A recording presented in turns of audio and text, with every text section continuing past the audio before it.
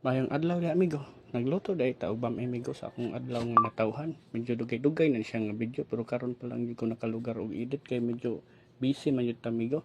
Pasensya na yun kayo mga amigo.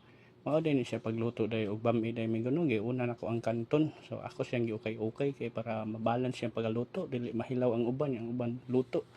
So ato yun ni siyang giukay-ukay og maayo. Pagkahuman misunod dayon nato ang bihod.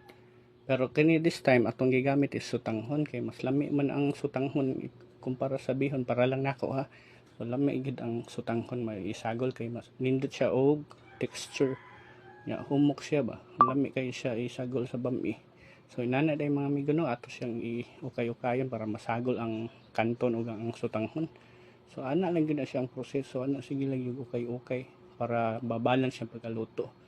So pagkahuman dayon ibutang dayon nato ang mga gulay-gulay. Ako din ang gi-half cook dahil daan migo kay para napoy timpla ang mga gulay-gulay ba. Dayon ako na lang gisagol pug balik.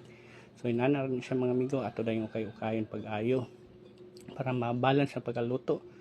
Inana lang yun na siya. So ato na siya gisaglan og mga ricados para lami atong bami. So inana lang yun na siya. So kayo-kayo lang siya. Medyo kapoy pag pagluto og bami migo pero inana man yun na siya. Nahanglang lang yun maghago. So mauna din atong finished product migo.